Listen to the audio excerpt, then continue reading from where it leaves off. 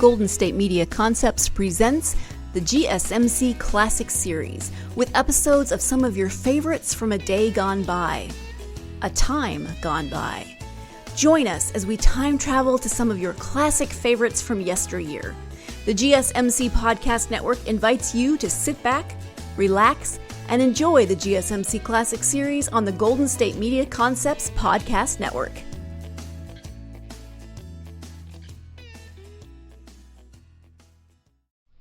The Adventures of Michael Shayne, Private Detective.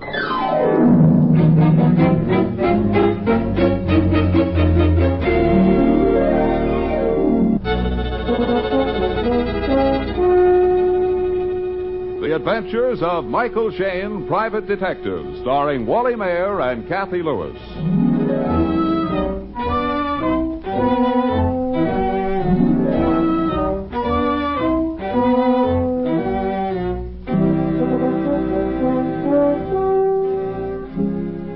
Most private detectives, when they're called into a case by a wealthy patron, are ushered into the library or the gun room or the master's private den. Not so Private Detective Michael Shayne and his attractive assistant Phyllis Knight.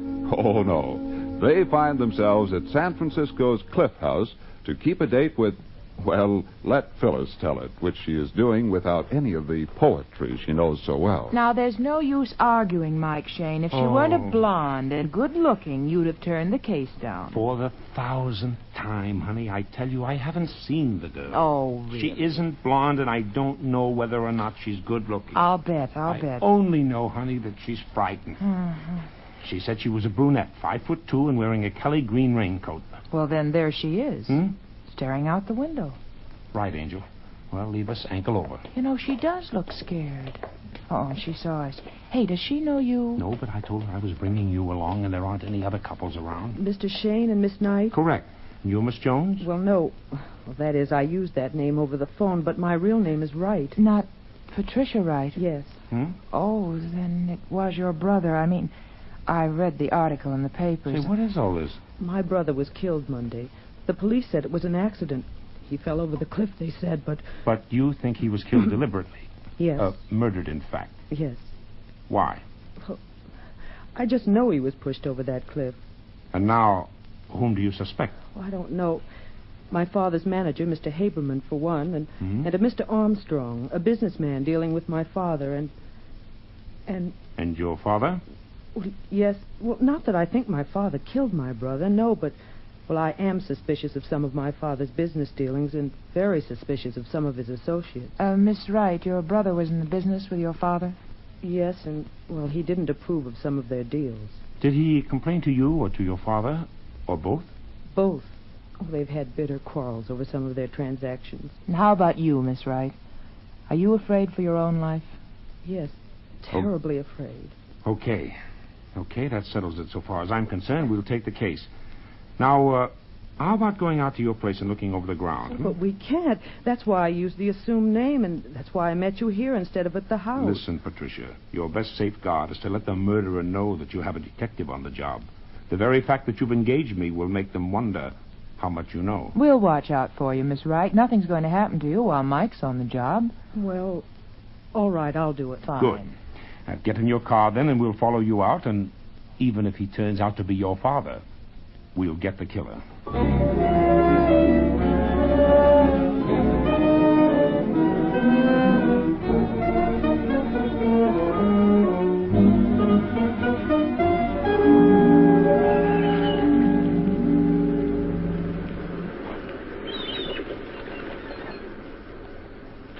It's over here, just by that white post. That's where he fell. Uh-huh. Oh, boy. Did they take your brother's body away from the bottom of the cliff or bring it up here on ropes? Well, they took it away from the bottom in a boat. I see. Was there much of a crowd here at the top? No. Why?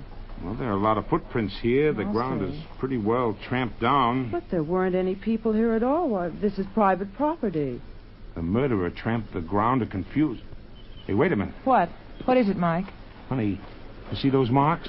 Yeah? Those marks were made by a dead man's heels as his body was dragged to the edge of the cliff and thrown over. And the killer hid behind the tree. Yes, and probably hit his victim with a rock. Yeah. Patricia, did your brother have a date with anyone the night he was killed? Yes, with Mr. Haberman, Daddy's partner. Mr. Haberman came out to the house at 8 o'clock. Said that he'd made an appointment to meet my brother. But about 10 o'clock, he decided to go home. Just as he was leaving, the chauffeur came to the door and said that they'd found the body down on the rocks below the cliff. Was the chauffeur looking for your brother? No, we didn't know anything was wrong then. The chauffeur was out fishing and was just coming into the little cove when he saw a hat on the water. He turned the boat along the rocks and found my brother's body. The chauffeur is up at the house now? No, he left. He left? He left? What do you mean? Well, he'd been doing a lot of drinking, and my brother fired him about a week ago. Oh, fine. We seem to be turning up suspects wherever we move. Right, Angel. Well, Miss Patricia, will you get your father's manager and Mr. Armstrong up to the house right away? Use any excuse at all. I'll get Inspector Faraday to find the chauffeur, and we'll have a little quiz contest with Mike Shayne as quizmaster.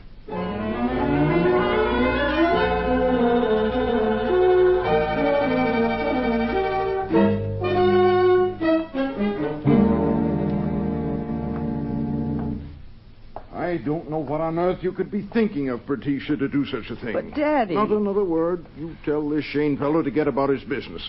When any private detectives are hired to come to this house, I'll do the hiring. Daddy, I'm more convinced than ever that my brother was murdered. Murdered? Stuff and nonsense. My dear, you're upset. I don't blame you for that. You were very fond of your brother. But thinking for one moment that any of my business associates could be guilty of such a thing. The idea of dragging Mr. Haberman and Mr. Armstrong out here to be cross-questioned by a private detective. Why, it isn't as if there was any suspicion about your brother's death. The police were satisfied it was an accident. I'm not satisfied, however, Mr. Wright. Who are you, sir? Michael Shayne, private detective, and this is my assistant, Miss Knight. Hello, I'm very happy to meet you, Mr. Wright. I'm sorry I can't say the same. I hate to appear impolite, but I must ask you to leave my house immediately. Well, let's go, Mike. We don't have to take this sort of thing from anybody. Just a minute, Angel. Well, really. Mr. Wright, I suppose you realize that by your attitude, you're casting a lot of unnecessary suspicion on yourself. Why, you impudent young whelp. If I were a younger man, I'd thrash you within an inch of your life, you... Will you leave quietly, or will I have to have you thrown out? Evidently, there's company at the door, and I'd much prefer not to have to introduce you. Pardon me, sir, but Mr. Faraday. Faraday? Detective Inspector Faraday, sir. With the chauffeur, sir. Hello, Mike. Fellas? Hello, Inspector. Mr. Wright here was just about to order us thrown out. He won't have a private detective around the place. I see. Well, maybe he'll let you stay as my assistant. What on earth are you talking about? I'm talking about the fact that we're here to investigate the death of your son. I'd just as soon get on with the questioning if you haven't any objections. Will you have everybody come in here? Inspector, they're all out in the front hall. I Maybe don't it know would what be this just- is all about. I'm only the chauffeur. I haven't done anything. I'll sue you for arresting me. That's right. Be sure and do that. All right, into the front hall. Well, Which one of you is Haberman? I'm Mr. Haberman. Why? And Armstrong, that's you, I suppose. Correct. Now, I don't know much about this except what Mike told me over the phone, but I understand that you, Mr. Haberman, had an appointment with Mr. Wright, Jr., the deceased, the evening he was killed. Yes, that is true. what was that meeting about? Well, I don't see that's any of your business. You can answer that question here and now or at headquarters later. Take your choice. Well, it was a business matter. Don't answer him. But right, if I don't, he'll take me in and... And he'll have to answer in the long run. It was business, and young Mr. Wright was going to tell you that he wouldn't play along with the kind of deal you and his father were cooking up, correct? Well, that's putting it rather strongly. He was a young fellow, too many idealistic ideas for the business world. I was quite certain I could straighten him out when we sat down and talked it over. And when he wouldn't listen, you threatened his life. Of course not. You didn't see him that night at all? No, I didn't. And you weren't anywhere near the top of the cliff between 8 and 10:30? I most certainly was not. Can you prove that? I can. I sat and talked with Mr. Haberman all evening. And Mr. Armstrong, I suppose you have an alibi, too? Well, I don't know. I think I was at a picture show that night, but I wasn't keeping track of my movements. I wasn't anywhere near this house, though. Oh, Inspector. Yes, Mike. Come here. I think we ought to do some checking on the murdered man's papers. We might find something that would give us a lead. You're probably right, Mike. Okay, you can all go now. But don't leave the place. We may want a few more answers before we leave. Miss Patricia. Yes, Inspector. Will you take us to your brother's room? We'll see what that leads us to.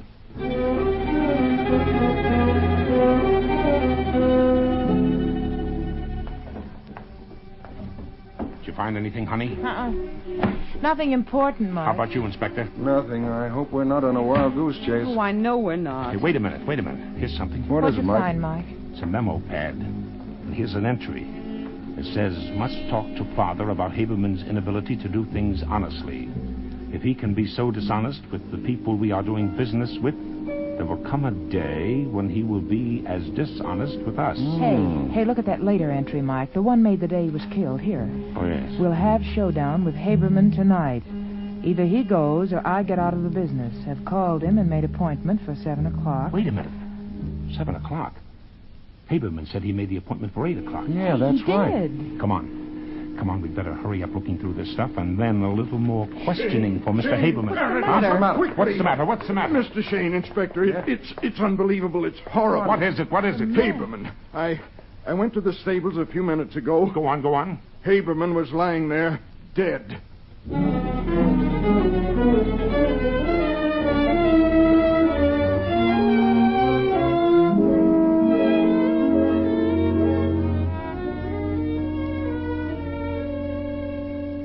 It is a few minutes later. Mike, Phyllis, and Inspector Faraday have reached the stables and stand looking down at Haberman's body. Now, how did it happen? Well, he just got too close to Prince, and Prince lashed out and kicked him. I found him lying here when I came by. Was anybody else around the stables? Yes, Armstrong was here, and the groom and the gardener. Isn't it a bit odd that everyone should gather at the stables? No, I don't think so. Everybody's interested in the horses, especially Prince. Why Prince? Well, I've warned them all to keep away from him. He's a killer. Why have you kept him, then? Because I can handle him. So can the stable hands, and he's a very valuable horse. He just lashes out at strangers or people who don't talk to him as they approach him. Surely you don't think this is murder, too? Why, it's ridiculous. Nobody in their right mind can have any doubt as to how Haberman was killed. The mark of the horseshoe is as plain, too plain. Well, you can see the curve of the shoe across his forehead. Perhaps I'm not in my right mind, Mr. Wright, but when two men engaged in the same business die within a few days of each other, I'm suspicious. You and me both, Mike. Mr. Wright, you just walked out from the house and found Haberman lying dead. Well, more or less. I came out from the back of the house. Saw that the upper half of the door to Prince's stall was unlatched. I came over to latch it and found Haberman. I couldn't see him lying on the ground from where I was because, as you can see, he was hidden by the water trough. Yes, I see. So, Inspector, depending on how you look at it, everybody has alibis or nobody has an alibi. You're right, Mike. They all have alibis if they're telling the truth. Well, I most certainly have. I was talking on the telephone from the time I left you until I came out here. The servant saw me in the hall when I was on the phone. Oh, yes, and the chauffeur and the stable boy, Joe, saw me at the back of the stables. I didn't even come around front until Wright called out. That's true. I'm his alibi, and he's mine. So I'm afraid, Mr. Shayne, you'll have to pin the guilt on the horse after all. Yeah, it looks that way, doesn't it? Oh, Mike, Yes, Inspector? how about running down to headquarters with me? Okay, but you're going to leave someone here. Well, I hardly think we need... Inspector, for 24 hours, I'd like someone posted at the stables and at the west side of the house looking out toward the cliff. Yeah, but Mike... If only to guarantee the safety of Miss Wright. Okay, Mike, I'll leave the sergeant and one man. Will that satisfy you? Excellent, Inspector, excellent. And now I'm quite ready to accompany you to headquarters.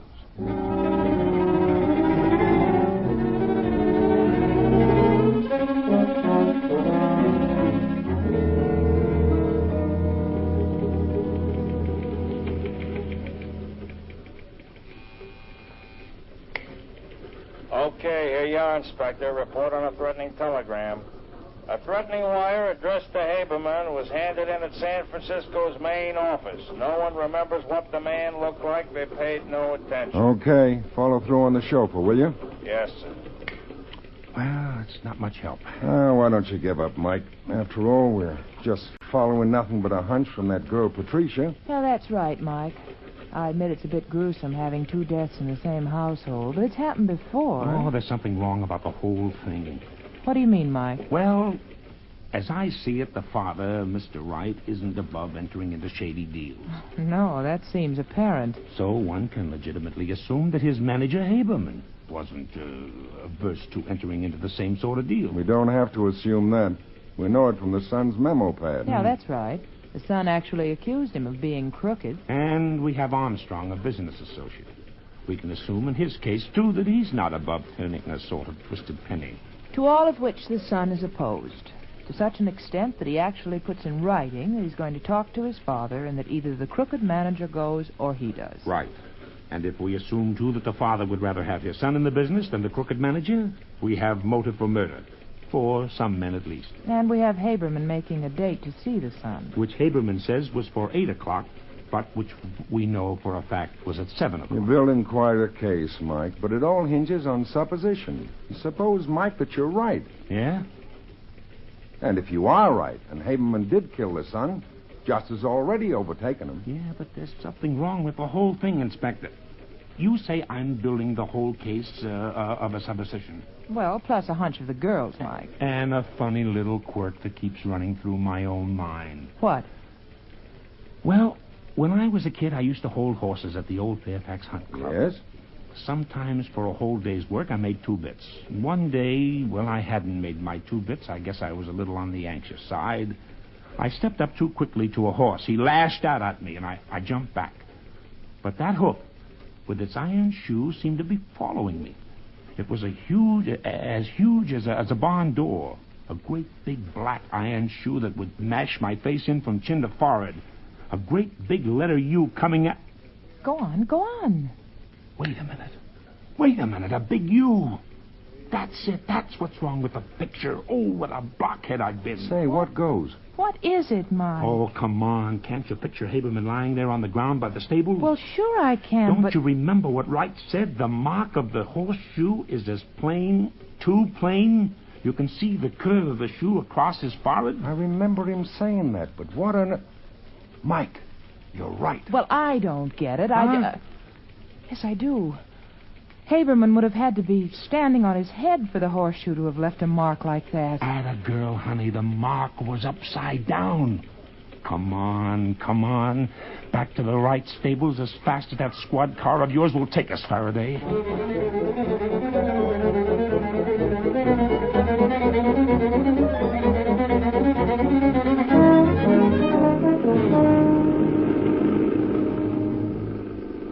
Go right back to the stables, Inspector. We can park there. Right, Mike.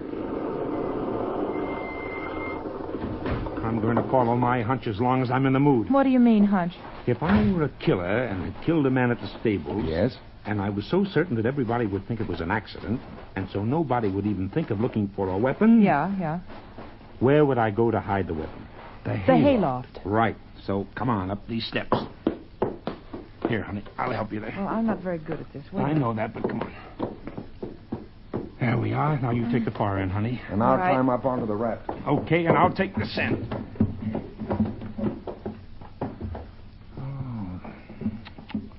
It's not behind the speed box. It's not here either. Where's Phyllis? Here, under this load of hay. Okay. Anything up there, Inspector? No, everything up here is covered with dust, so I think this is all in the clear. Okay, come down then before you break your neck. Ooh. What is it, honey? Oh, it's something heavy and wet. Huh? And sort of sticky. It's blood, Mike. Let me have it. I'll use my handkerchief. There may be fingerprints. What is it? Just a second. Ye gods. Look, Inspector. A heavy piece of timber. Oh, but with a horseshoe nailed to the flat side. Upside down. Okay, let's keep our find a secret and continue our quizzing.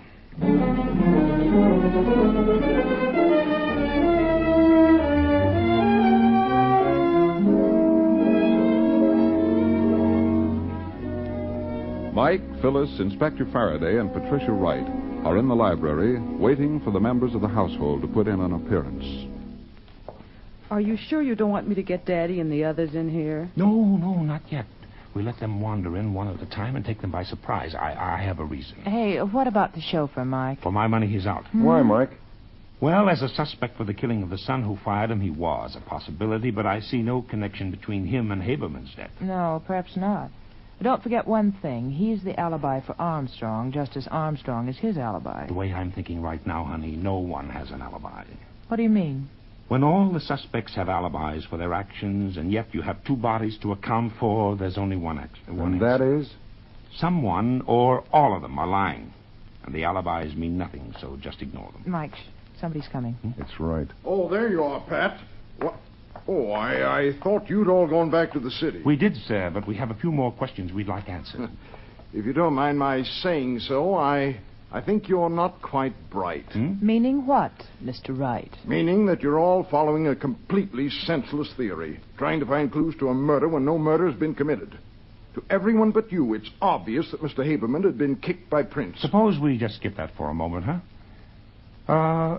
Mr. Wright, just exactly what is the relationship between your firm and Mr. Armstrong? I don't see that it's any of your business. Oh, now let's not go through that routine If again. you'd let me finish, I still think it's none of your business, but I'm perfectly willing to tell you. Mr. Armstrong is an agent for some eastern industrial properties which we're considering purchasing. I see. And was Mr. Haberman in complete agreement with you about this purchase? He was up until a few nights ago. What or who changed his mind? Well, my son wasn't too happy about the deal, and I think he changed Haberman's mind. When did your son tell you that you either fired Haberman or he would leave the company? What? Why? No. Don't get all insulted and abusive. We know your son did tell you that. Patricia, if you... Your daughter had nothing to do with our knowing that, Mr. Wright. Let's not argue about it. It is true, isn't it? Yes. And what did you decide? Well, go on. Answer. Well, I hadn't made up my mind. I sort of hoped that things would work themselves out. And they have, sir. First, by the death of your son, and next, Haberman. Both troublesome elements removed within a week. Surely you don't... You can't think that I'd connive in the death of my own son. Patricia, you... Yes, Father. You don't believe that I had anything to do with... No, Dad. And I don't either. Nor do Miss Knight and Inspector Faraday. Well, I'm glad of that. I'm glad, too, that you're coming to your senses and realizing that my boy's death was an accident. No, Mr. Wright, your son's death was not an accident, any more than Haberman's was. Well, who could you possibly suspect? Who stands to gain by both deaths? Why, no one. What about Armstrong? Armstrong? But Armstrong... Well, you mean that Armstrong was afraid that my son's objection to our deal and later Haberman's objection might cause the deal to fall through? Exactly, Mr. Wright, and it's very easy to prove. That is, it will be easy if you will cooperate. Oh, certainly. I'll cooperate in any way I can, but...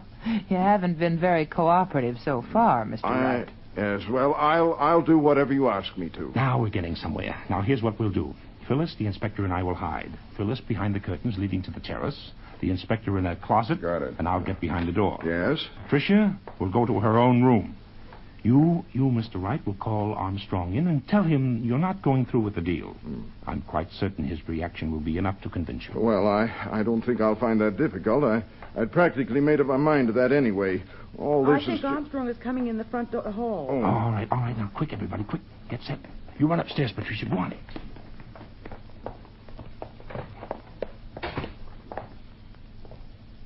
Okay, Wright. Call him in. That you, Armstrong? Yes. Did you want me? Yes. I think, in spite of all the tragedy around here, that we ought to arrive at some definite conclusion about this transaction. Well, I suppose you're right. I didn't want to hurry you or seem aggressive with all the things that have happened. Yes, I understand. But it is an excellent opportunity, and I know you'll make a mint out of it. I'm not going through with it, however. What? I'm not going through with it, Armstrong. Oh, you're not, huh? Well, that's what you think. What was that you said? I said that if you think you're going to back out now, you've got another thing coming. Oh, wait a minute. You're not leaving me holding the sack. I've obligated myself for those properties, and you're going to buy them. I'm most certainly not going to buy them if I don't want them. And maybe this will persuade you. Put that gun down, you fool. Drop it, Armstrong. The next time, be faster. What is this? Is this a trap? In a way it is, yes, and apparently quite a justifiable one. I must apologize for the gunplay, and I must apologize for being quite slow and somewhat blind. Blind, Mike? Yes, I should have noticed long before this that Mr. Armstrong was left-handed. I didn't, however, until he whipped out that gun of his with his left hand. Left-handed? Yes, Phil, left-handed. What does that matter? I've been left-handed all my life. Yes, Armstrong, left-handed. I think you can produce the evidence now, Inspector. Right, Mike.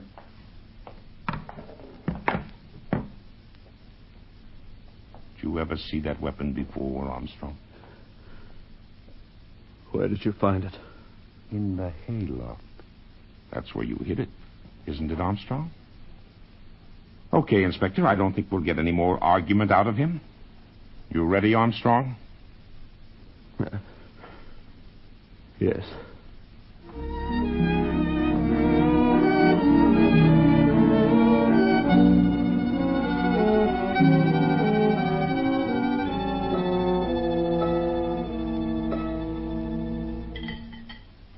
You want some more coffee, Inspector? No, thanks, Phyllis. That was an excellent dinner. Oh, say that again. Angel's a good cook. Flatterer. As well as being good at poetry reviews. Oh. Say, that left-handed business, I've been turning it over and over in my mind. I don't see what on earth Armstrong's being left-handed had to do with the case at all. Well, I thought perhaps his being left-handed was, well, responsible for him nailing the horseshoe on the club the wrong way. Oh, no, Angel, no. That was just the inevitable slip that a murderer makes. Well, then what was the left-handed clue? When I remarked on Armstrong's being left-handed, you repeated it after me, remember? Yeah, sure. I caught the look in Mike's eye and repeated it after you. Well, yes, I remember that, too. It impressed me, but I didn't catch on. Ah, it impressed Armstrong, too. And he didn't catch on. He didn't know why or what we had in mind, and the inspector and I didn't give him time to find out. We played cat and mouse with him. Armstrong thought that his being left-handed was a clue. He couldn't figure out what it was. But our tone of voice convinced him that we had him dead to rights. And, well, he broke down. Smarty. It was nothing but playing up a guilty conscience. Right, Angel. One of the best weapons a private detective has. So let it be a lesson to you there, darling. And don't try holding out anything on your old man, Mike Shayne, or your good old conscience will get you. See?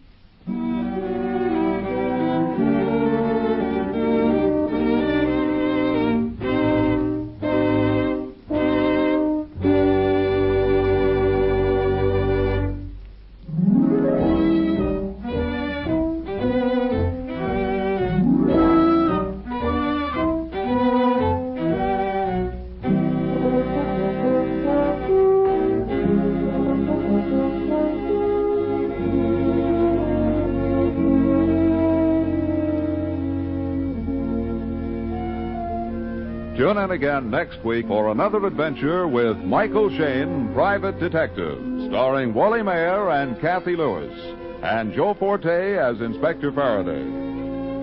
Tonight's story was written and produced by David Taylor and based on the character created by Brett Halliday. Music was composed and directed by Bernard Katz.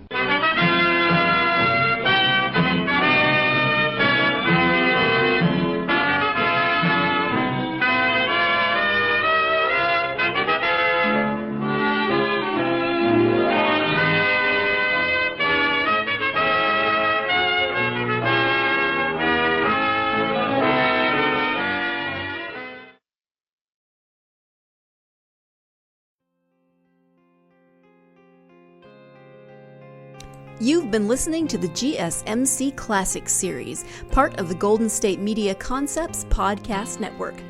Follow us at www.gsmcpodcast.com and find all of our timeless programming by typing GSMC Classics into any podcast app, including Apple Podcasts, Google Podcasts, SoundCloud, Stitcher, and more. Remember to subscribe to the GSMC Classics series podcasts of your choice to stay up to date on new episodes. And if you could take a minute to give us a nice review, that really helps us to get this ageless programming out to others who would enjoy it just as much as you have. Check out all of our GSMC Classics series podcasts. Whether you're in the mood for comedy, romance, adventure, history, science fiction, horror, or anything in between, the GSMC Classics series has you covered. Thank you, and we hope you have enjoyed today's program on the Golden State Media Concepts Podcast Network.